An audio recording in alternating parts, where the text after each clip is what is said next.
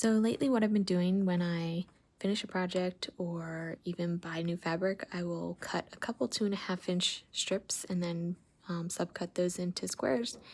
And then I will put them in these containers so that I have them to choose from later. That way if I'm doing something small or something that I need to get done pretty quickly, I can just choose from the fabric that I already have cut. Not a new concept, just a habit I'm trying to enforce with myself. You see there I have like a multicolor print. I wasn't really sure where to put it, which later I realized had some similar colors like that in the bottom of my black and white bin at the top.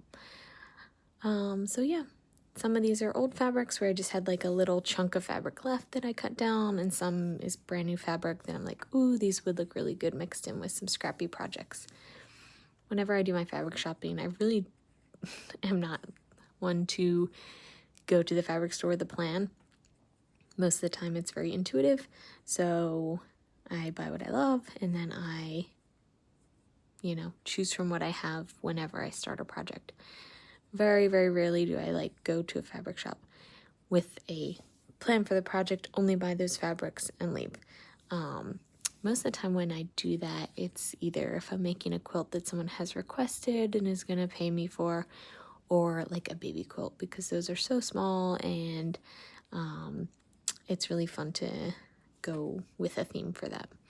Otherwise, I really like kind of a mashup of fabrics, and yeah. And by doing this, I automatically have a wide variety to choose from the next time I want to do something super scrappy. I recently did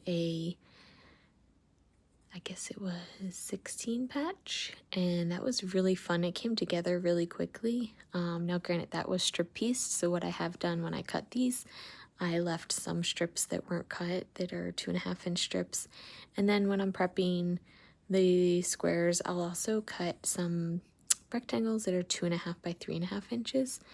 I did a quilt by Kitchen Table Quilting, one of her scrappy, it's like an fades dark to light quilt, and I really liked working with that size.